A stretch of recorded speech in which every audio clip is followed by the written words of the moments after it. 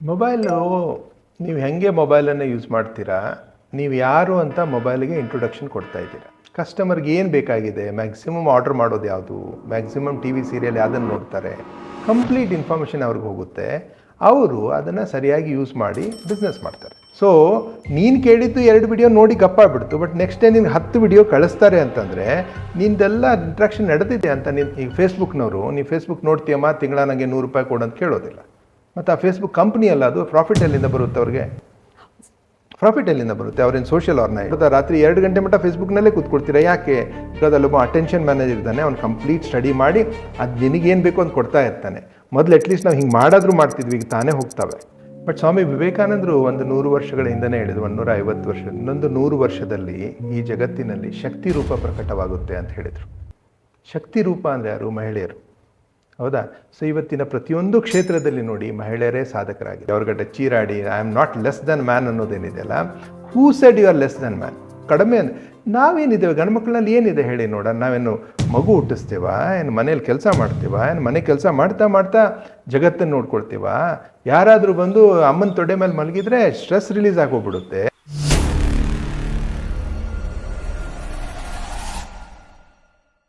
Mobile ನಾವು ಬಳಕೆ ಮಾಡ್ತಿಲ್ಲ, ಮೊಬೈಲ್ ನಮ್ಮನ್ನು ಬಳಕೆ ಮಾಡ್ತಿದೆ. ಇವೆರಡರ ಮಧ್ಯೆ ಸಾಕಷ್ಟು ವ್ಯತ್ಯಾಸ ಹೇಳಿದ್ರಿ ಸರ್. ಮೊಬೈಲ್ ನಮ್ಮ ಮಾತುಗಳನ್ನ ಕೇಳಿಸ್ಕೊಳ್ಳುತ್ತಾ? ಇದಕ್ಕೆ ಸಾಕಷ್ಟು ನಿದರ್ಶನಗಳ ಸಮೇತ ಹೇಳೋದಾದರೆ, ಮೊಬೈಲು ನೀವು ಹೆಂಗೆ ಮೊಬೈಲನ್ನು ಯೂಸ್ ಮಾಡ್ತೀರಾ, ನೀವು ಯಾರು ಅಂತ ಮೊಬೈಲಿಗೆ ಇಂಟ್ರೊಡಕ್ಷನ್ ಕೊಡ್ತಾ ಇದ್ದೀರಾ. ಹೌದಾ? ಈಗ ಫಾರ್ ಎಕ್ಸಾಂಪಲ್ ಮನೆಯಲ್ಲಿ ಅಲೆಕ್ಸಾ ಇದೆ ಅಂತ ತಿಳ್ಕೊಳ್ಳಿ.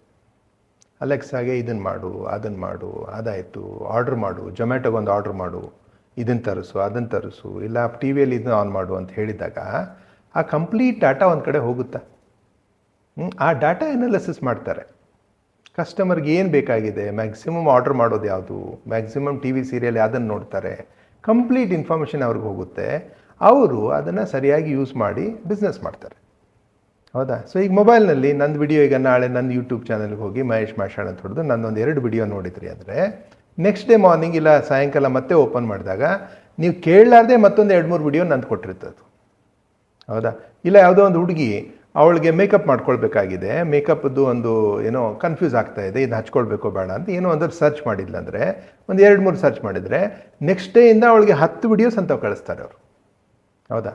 ಸೊ ನೀನು ಕೇಳಿದ್ದು 2 ವಿಡಿಯೋ ನೋಡಿ ಗಪ್ಪಾಗ್ಬಿಡ್ತು, ಬಟ್ ನೆಕ್ಸ್ಟ್ ಡೇ ನಿನ್ಗೆ 10 ವಿಡಿಯೋ ಕಳಿಸ್ತಾರೆ ಅಂತಂದರೆ ನಿಂದೆಲ್ಲ ಇಂಟ್ರಾಕ್ಷನ್ ನಡೆದಿದೆ ಅಂತ, ನಿನ್ನ ಪೂರಾ ಡಾಟಾ ಕ್ಯಾಪ್ಚರ್ ಆಗ್ತಾ ಇದೆ ಅಂದಂಗಲ್ಲ. ಅದು ದಟ್ ಈಸ್ ಕಾಲ್ಡ್ ಅಲ್ಗಾರಿದಮ್. ಗೊತ್ತಾಯ್ತಾ? ಅದಕ್ಕೆ ಅಲ್ಗಾರಿದಮ್ ಅಂತಾರೆ. ನಿಂದೆಲ್ಲ ಸಂಪೂರ್ಣವಾದ ಮಾಹಿತಿಯನ್ನು ತೊಗೊಂಡು ನಿನಗೇನು ಬೇಕು ಅಂತ ಕೊಡ್ತಾ ಹೋಗ್ತಾರೆ. ನಡಕ್ಕೆ ಇಗ್ನೈಟು ಮಾಡ್ತಾರೆ, ಹೊಸದೊಂದು ಇನ್ನೂ ಕೊಡ್ತಾರೆ. ನಿನಗೆ ಒಂದು ವಿಡಿಯೋ ಗೇಮ್ ಅಂದರೂ ಕೊಡ್ತಾರೆ, ಇಲ್ಲ ಒಂದು ಯಾವುದೋ ಬೇರೆ ಟೈಪ್ ವಿಡಿಯೋ ಕೊಡ್ತಾರೆ. ನೀನು ಅದನ್ನ ಕ್ಲಿಕ್ ಮಾಡಿದೆ ಅಂದರೆ ನಿನಗೆ ಆಸಕ್ತಿ ತೋರಿಸ್ದಂಗೆ ಮತ್ತೊಂದು ಹೋಗಿತಾರೆ ಅಂಥದ್ದು. ಮತ್ತೊಂದು ಸಲ ಕ್ಲಿಕ್ ಮಾಡಿದರೆ then they keep on sending because they are studying you. ನಿಮ್ಮನ್ನ ಓದ್ತಾ ಇದ್ದಾರೆ, ಬಿಕಾಸ್ ಅದು ಬಿಸ್ನೆಸ್. ಕಸ್ಟಮರ್ನ ಮೈಂಡ್ಸೆಟ್ನ ಅರ್ಥ ಮಾಡ್ಕೊಳ್ಳೋದು ಯಾವುದೇ ಬಿಸ್ನೆಸ್ಸದ ಕೆಲಸ. ಅದಕ್ಕೆ ಮೊಬೈಲ್ ಕಂಪ್ನಿಯವರು ನಿಮಗೇನು ಚಾರ್ಜ್ ಮಾಡೋದಿಲ್ಲ. ಈಗ ಫೇಸ್ಬುಕ್ನವರು, ನೀವು ಫೇಸ್ಬುಕ್ ನೋಡ್ತೀಯಮ್ಮ, ತಿಂಗಳ ನನಗೆ ₹100 ಕೊಡು ಅಂತ ಕೇಳೋದಿಲ್ಲ. ಮತ್ತು ಆ ಫೇಸ್ಬುಕ್ ಕಂಪ್ನಿ ಅಲ್ಲ, ಅದು ಪ್ರಾಫಿಟ್ ಎಲ್ಲಿಂದ ಬರುತ್ತೆ ಅವ್ರಿಗೆ? ಪ್ರಾಫಿಟ್ ಎಲ್ಲಿಂದ ಬರುತ್ತೆ? ಅವ್ರೇನು ಸೋಷಿಯಲ್ ಆರ್ಗನೈಸೇಷನ್? ಯೂಟ್ಯೂಬ್ನವ್ರು ಏನಾದ್ರು ಸೋಷಿಯಲ್ ಆರ್ಗನೈಸೇಷನ್? ನೋಡಿ ಸರ್, ನೀವು ಚೆನ್ನಾಗಿ ಯೂಟ್ಯೂಬ್ ನೋಡಿ, ನೀವು ಖುಷಿಯಾಗಿದ್ದರೆ, ನೀವು ಮಜಾದಲ್ಲಿದ್ದರೆ ನಮ್ಗೆ ಭಾಳ ಖುಷಿಯಾಗುತ್ತೆ, ಇದು ನಮ್ಮ ಸಾಮಾಜಿಕ ಸೇವೆ ಅಂತ ಏನಾದರೂ ಮಾಡ್ತಾ ಇದ್ದಾರೆ ಅವರು? ಇಲ್ಲ. ಅವ್ರು ಏನೂ ಚಾರ್ಜ್ ಮಾಡೋದಿಲ್ಲ ನಮಗೆ, ನಾವು ನೋಡ್ತಾನೇ ಇದ್ದೇವೆ. ಮತ್ತು ಅವ್ರಿಗೆ ಎಲ್ಲಿಂದ ದುಡ್ಡು ಬರುತ್ತೆ? ಹೌದಾ? ಈಗ ನಾನು ನೋಡ್ತಾ ಇದ್ದೇನೆ ಈ ಮೇಕಪ್ ಹುಡುಗಿ ನೋಡಿದ್ಲು ಅಂತಂದರೆ ಅವಳು ಮೇಕಪ್ ವಿಡಿಯೋ ನೋಡ್ತಾಳೆ ಅಂತ ಗೊತ್ತಾದಮೇಲೆ ನಾಳೆ ಒಂದು ಮೇಕಪ್ ಕಂಪ್ನಿಯವರು ಒಂದು ಅಡ್ವರ್ಟೈಸ್ಮೆಂಟ್ ಕೊಡಬೇಕಾಗಿರುತ್ತೆ. ಆವಾಗ ಅವ್ರು ತೊಗೊಂಡು ಯೂಟ್ಯೂಬ್ ಜೊತೆ ಮಾತಾಡ್ತಾರೆ, ಹಿಂಗೊಂದು ಅಡ್ವರ್ಟೈಸ್ಮೆಂಟ್ ಕೊಡಬೇಕಾಗಿದೆ ನಂದು ಮೇಕಪ್ದಿದೆ ಅಂದರೆ ಅವ್ರು ಯಾವ ಗ್ರಾಹಕರಿಗೆ ಕಳಿಸ್ಬೇಕಿದ್ನ? ಅವ್ರ ಕಡೆ ಇದ್ದಾರೆ ಯಾರ್ಯಾರು ಮೇಕಪ್ ಬಹಳ ನೋಡ್ತಾರೆ ಅಂತ, ಅವ್ರಿಗೆಲ್ಲ ಹೋಗುತ್ತೆ, ಅದರಿಂದ ಇವ್ರಿಗೆ ಸೇಲ್ ಆಗುತ್ತೆ. ಈ ಕಂಪ್ನಿಯವರು ಯೂಟ್ಯೂಬಿಗೆ ದುಡ್ಡು ಕೊಡ್ತಾರೆ. ಸಿಂಪಲ್ ಇದೆ. So data is the king ನಾವು. Data is the new petrol. ಗೊತ್ತಾಯ್ತಾ? ಅದನ್ನ ಒಂದು ದೊಡ್ಡ ಟೀಮ್ ಮೇಂಟೈನ್ ಮಾಡುತ್ತೆ, ಮಾಡ್ತಾರೆ. ಲೈಕ್ ಫಾರ್ ಎಕ್ಸಾಂಪಲ್ ಈ ಫೇಸ್ಬುಕ್ನಲ್ಲಿ there are something called attention managers ಅಂತ ಇರ್ತಾರೆ. ಅಟೆನ್ಷನ್ ಮ್ಯಾನೇಜರ್ ಕೆಲಸ ಏನಪ್ಪ ಅಂತಂದರೆ, how to keep the attention of a customer for a longer period of time.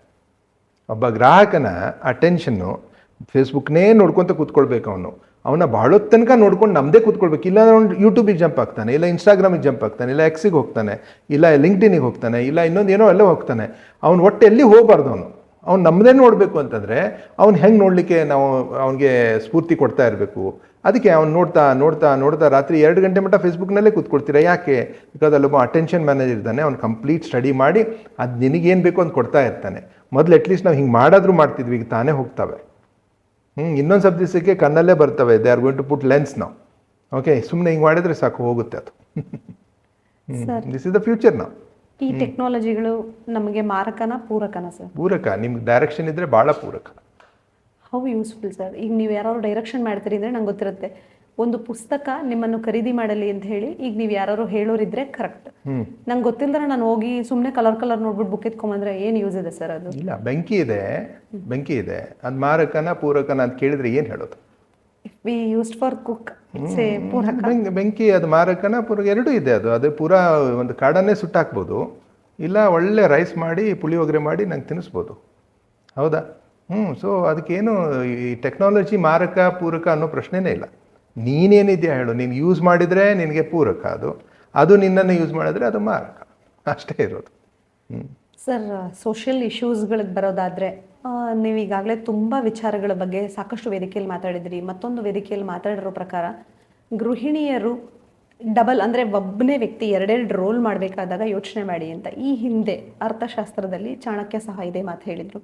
ಒಂದು ರೋಲ್ ಇರಲಿ, ಅದು ವಿಮೆನ್, ಎಸ್ಪೆಷಲಿ ವಿಮೆನ್ ವಿಚಾರದಲ್ಲಿ. ಸರ್, ಅದ್ರ ಬಗ್ಗೆ ಬ್ರೀಫಾಗಿ ಹೇಳೋದಾದರೆ ಅಂದರೆ ಗೃಹಿಣಿಯರು ಏನು ಮಾಡಬೇಕು? ನೀವು ಹೇಳಿದ್ರಿ ಸರ್, ಗೃಹಿಣಿಯರು ಡಬಲ್ ರೋಲ್ ಮಾಡ್ತಾರೆ. ಅಂದರೆ ವರ್ಕಿಂಗ್ ಪ್ರೊಫೆಷ್ನಲ್ಲು ಇದ್ದು ಅದನ್ನೂ ಕರೆಕ್ಟಾಗಿ ಮಾಡೋಕ್ಕಾಗಿದ್ರೆ ಇದೂ ಕರೆಕ್ಟಾಗಿ ಮಾಡೋಕ್ಕಾಗಿದ್ರೆ ಹಾಳಾಗುತ್ತೆ ಅಂತ ಒಂದು ವೇದಿಕೆಯಲ್ಲಿ ನೀವು ಮಾತಾಡಿದ್ರಿ. ಹೇಗೆ ಫುಲ್ ಟೈಮ್ ಕೊಡಬೇಕು ಅಂತ ನೀವು ಕ್ಲಾರಿಟಿ ಕೊಟ್ಟಿದ್ರಿ. ಈ ಹಿಂದೆ ಅರ್ಥಶಾಸ್ತ್ರದಲ್ಲಿ ಚಾಣಕ್ಯ ಅದನ್ನು ಹೇಳ್ತಾರೆ. ಮನೇಲಿ ಇವಾಗ ನೀವೇ ಹೇಳಿದಾಗೆ ನಾವು ತುಂಬ ಕಲ್ಟಿವೇಟೆಡ್ ಫುಡ್ಸ್ ನೋಡ್ತಿದ್ದೀವಿ. ಆಕೆ ಫುಲ್ ಟೈಮ್ ಅದಕ್ಕೆ ಕೊಟ್ಟರೆ ಹೇಗೆ ಯೂಸ್ಫುಲ್ ಆಗುತ್ತೆ? ಇಲ್ಲಾಂದರೆ ಪ್ರೊಫೆಷ್ನಲ್ ಇದ್ದರೆ ಇದಕ್ಕೆ ಅಂತ ಇನ್ನೊಬ್ರು ಕೆಲಸದವ್ರು ಸಿಗುತ್ತಾರೆ, ಕೆಲಸದವ್ರಿಗೆ ಜೀವನನೂ ಆಗುತ್ತೆ. ಈಗ ಹೆಂಗೆ ಫುಲ್ ಟೈಮ್ ಕೊಡಬೇಕು ಅಂತ ಏನು ಮಾಡಿದ್ರು ಒಂದು ಪರ್ಫೆಕ್ಟ್ ಪಿಕ್ಚರ್ ಇರಲಿ ಅಂತ ನೀವು ಮಾತಾಡಿದ್ರಿ ಸರ್. ಅದ್ರ ಬಗ್ಗೆ ಅಲ್ಲೇನಿದೆ, ಭಾಳ ಸಿಂಪಲ್ ಇದೆ. ಹೌದಾ? ಇವ್ರು ಸುಮ್ಮನೆ ಭಾಳ ಜನ ಅದನ್ನ ಕಾಂಟ್ರವರ್ಸಿ ಮಾಡ್ಕೊಂಡ್ಬಿಡ್ತಾರೆ. ಹೆಣ್ಮಕ್ಳು ಮನೆಯಲ್ಲೇ ಇರಬೇಕು, ಇದು ಮಾಡಿ.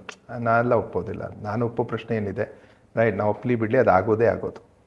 ಬಟ್ ಸ್ವಾಮಿ ವಿವೇಕಾನಂದರು 100 ವರ್ಷಗಳ ಹಿಂದನೇ ಹೇಳಿದ್ರು, 150 ವರ್ಷ, ಇನ್ನೊಂದು 100 ವರ್ಷದಲ್ಲಿ ಈ ಜಗತ್ತಿನಲ್ಲಿ ಶಕ್ತಿ ರೂಪ ಪ್ರಕಟವಾಗುತ್ತೆ ಅಂತ ಹೇಳಿದರು. ಶಕ್ತಿ ರೂಪ ಅಂದರೆ ಯಾರು? ಮಹಿಳೆಯರು. ಹೌದಾ? ಸೊ ಇವತ್ತಿನ ಪ್ರತಿಯೊಂದು ಕ್ಷೇತ್ರದಲ್ಲಿ ನೋಡಿ ಮಹಿಳೆಯರೇ ಸಾಧಕರಾಗಿದ್ದಾರೆ. ಸೊ ಅದಕ್ಕೆ ಸೊಸೈಟಿ ನಾವು ಅವ್ರನ್ನ ಪರ್ಮಿಟ್ ಮಾಡಲೇಬೇಕು, ಅವರು ಅದು ಸಾಧನೆ ಮಾಡಲೇಬೇಕು. ಯಾಕಂದರೆ ಅವರಲ್ಲಿ ಆ ಶಕ್ತಿ ರೂಪ ಇದೆ. ಈ ಜಗತ್ತಿಗೆ ಈಗ ಶಕ್ತಿ ರೂಪ ಬೇಕಾಗಿದೆ, ಗೊತ್ತಾಯ್ತಾ? ಸೊ ಅದಕ್ಕೆ ಮಹಿಳೆ ಗೃಹಿಣಿ ಇದ್ದಾಳೆ, ಹೊರಗಡೆ ಹೋಗಿ ಕೆಲಸ ಮಾಡ್ತಾಳೆ, ಇದು ಮಾಡ್ತಾಳೆ, ಅವಳ ಕಡೆ ಅವರ ಶಕ್ತಿ ಇದೆ, ಅವಳ ಹತ್ರ ಮಾಡೇ ಮಾಡ್ತಾಳೆ.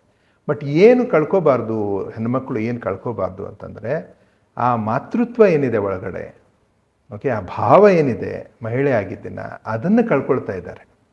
ಯಾಕೆ ಕಳ್ಕೊಳ್ತಾ ಇದ್ದಾರೆ? ಸ್ವಲ್ಪ ಜನ, ಎಲ್ಲರೂ ಅಲ್ಲ, ಕಳ್ಕೊಳ್ತಾ ಇದ್ದಾರೆ ಅಂದರೆ ನಾವೇನು ಗಂಡ್ಮಕ್ಳಿಗಿಂತ ಕಡಿಮೆ ಇಲ್ಲ ಅಂತ ತೋರಿಸೋದ್ರಲ್ಲಿ ತಮ್ಮೊಳಗಿರುವ ಒಂದು ಶಕ್ತಿನೇ ಕಳ್ಕೊಳ್ತಾ ಇದ್ದಾರೆ. ಅವ್ರಿಗತ್ತೆ ಪ್ಯಾಂಟ್ ಶರ್ಟ್ ಹಾಕಿ, ಅವ್ರಿಗತ್ತೆ ಮಾತಾಡಿ, ಅವ್ರಿಗತ್ತೆ ಚೀರಾಡಿ, I am not less than man ಅನ್ನೋದೇನಿದೆಯಲ್ಲ, who said you are less than man? ನಿಂದೆ ತಪ್ಪು, ನಿನ್ನ ಕೀಳೂರಿಮೆ ಅದು. ನಾವು ಗಂಡ್ಮಕ್ಳಿಗಿಂತ ಕಡಿಮೆ ನಾವೇನಿದ್ದೇವೆ? ಗಂಡ್ಮಕ್ಳಲ್ಲಿ ಏನಿದೆ ಹೇಳಿ ನೋಡೋಣ? ನಾವೇನು ಮಗು ಹುಟ್ಟಿಸ್ತೇವಾ? ಏನು ಮನೇಲಿ ಕೆಲಸ ಮಾಡ್ತೇವಾ? ಏನು ಮನೆ ಕೆಲಸ ಮಾಡ್ತಾ ಜಗತ್ತನ್ನು ನೋಡ್ಕೊಳ್ತೀವಾ? ಯಾರಾದರೂ ಬಂದು ಅಮ್ಮನ ತೊಡೆ ಮೇಲೆ ಮಲಗಿದ್ರೆ ಸ್ಟ್ರೆಸ್ ರಿಲೀಸ್ ಆಗೋಗ್ಬಿಡುತ್ತೆ. ಇಂಥ ಎಲ್ಲ ಪವರ್ಫುಲ್ ಹೆಣ್ಮಕ್ಳು, ಓಕೆ, ನಾವು ಗಂಡ್ಮಕ್ಳಿಗಿಂತ ಮುಂದೆ ಹೋಗ್ಬೇಕು. ಗಂಡ್ಮಕ್ಳು ನಿಮ್ಮಿಂದ ಮುಂದೆ ಇಲ್ಲೇ ಇಲ್ಲ. ನೀವೇ ಎಲ್ಲ ಜಗತ್ತನ್ನು ಮಾಡಿದವರೇ ನೀವು. ಹೌದಾ? ತಾಯಿನೇ ಇಂಪಾರ್ಟೆಂಟು. ಹೌದಾ? ಸೊ ಆ ಕೆಲವೊಂದು ಹುಡುಗಿಯರಿಗೆ ಅದು ಏನಾಗಿದೆ, ನಾನೇನು ಕಡಿಮೆ ಇಲ್ಲ ಅಂತ ತೋರಿಸೋದು ಬಂದಿದೆಯಲ್ಲ, ಅಲ್ಲಿ ತಪ್ತಾ ಇದ್ದಾರೆ ಅಂತ ಅನಿಸುತ್ತೆ ಅಷ್ಟೇ. ಅದರ್ವೈಸ್ ನನ್ನ ಪ್ರಕಾರ ಇದು ಏನು, ತಾಯಿ ಈಸ್ ವೆರಿ ಇಂಪಾರ್ಟೆಂಟ್. ಲೈಕ್ ಈಗ ಭೂತಾಯಿ ಅಂತ ಹೇಳ್ತೀವಿ, ಭೂಮಿ ತಾಯಿ, ಓಕೆ, ಮನೇಲಿರೋ ತಾಯಿ, ಗೋತಾಯಿ, ಎಲ್ಲ ಕಡೆ ತಾಯಿನೇ ಇಂಪಾರ್ಟೆಂಟು. ಬಟ್ ಏನೋ ತಪ್ಪು ತಿಳುವಳಿಕೆ, ನಾವೇನೋ ತೋರಿಸ್ಲಿಕ್ಕೆ ಹೋಗ್ಬಿಡ್ತೀವಲ್ಲ, ನಾವೇನು ಕಡಿಮೆ ಅಂತ ತೋರಿಸೋಕೆ ಹೋದಾಗ ತಪ್ಪು ದಾರಿ ಕೆಲವೊಬ್ರು ಇಟ್ಕೊಳ್ತಾರೆ. ನನ್ನ ಪ್ರಕಾರ they should not fall in competition with men.